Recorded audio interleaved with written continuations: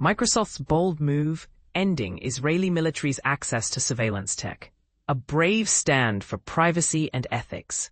In a move that has sparked both admiration and controversy, Microsoft has taken a stand against the Israeli military's use of its technology for mass surveillance of Palestinians.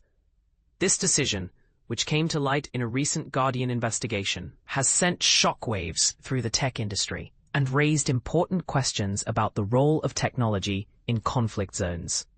The story unveiled.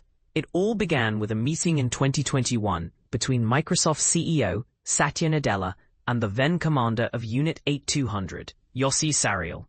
Unit 8200, the elite spy agency of the Israeli military, had a plan to utilize Microsoft's Azure cloud platform to store and process an immense trove of Palestinian communications, amounting to millions of phone calls each day in Gaza and the West Bank. But here's where it gets controversial.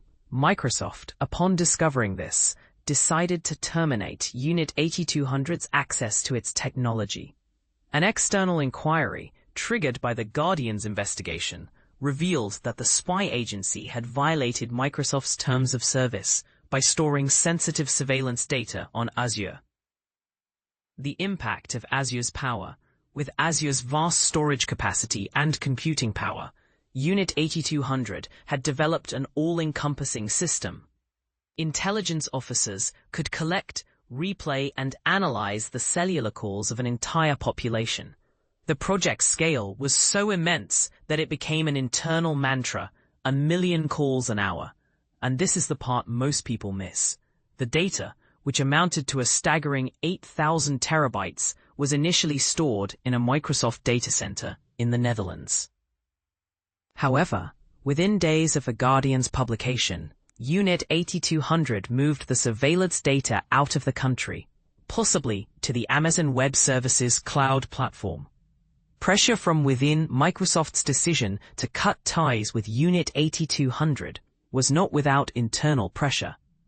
Employees and investors voiced their concerns over the company's work with the Israeli military, especially in light of Israel's almost 2-year offensive in Gaza. A United Nations inquiry even concluded that Israel had committed genocide in Gaza, a charge that has divided opinions among experts in international law.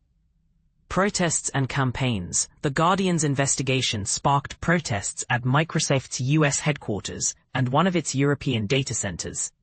A worker-led campaign group, No Azure for Apartheid, demanded an end to all ties with the Israeli military.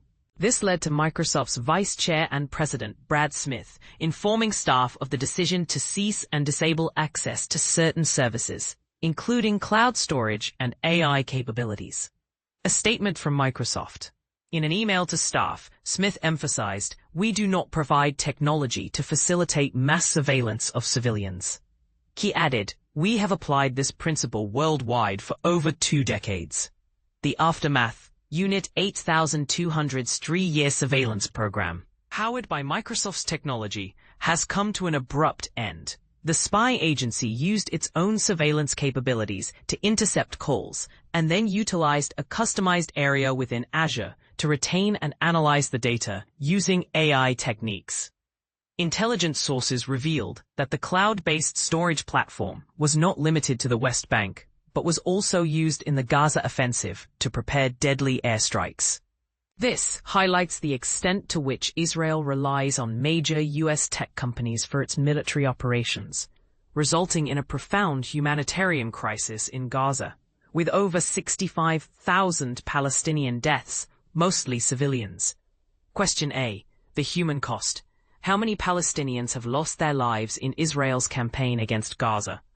According to health officials in Gaza, at least 60,000 people have been killed since Israel's military campaign began in October 2023. However, the true death toll is likely much higher, as it excludes those trapped under rubble or who died from starvation and other indirect causes. The first of its kind. Microsoft's decision to withdraw services from the Israeli military is the first known case of a U.S. tech company doing so since the start of the Gaza war. While it has not affected Microsoft's broader commercial relationship with the IDF, It has raised questions within Israel about the policy of storing sensitive military data in third-party clouds hosted overseas. A broader relationship. Last month's revelations about Unit 8200's use of Microsoft technology followed an earlier investigation by The Guardian and its partners.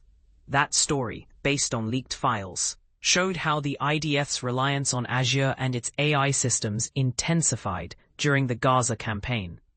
Microsoft's initial review, conducted after that report, found no evidence of non-compliance with its terms of service.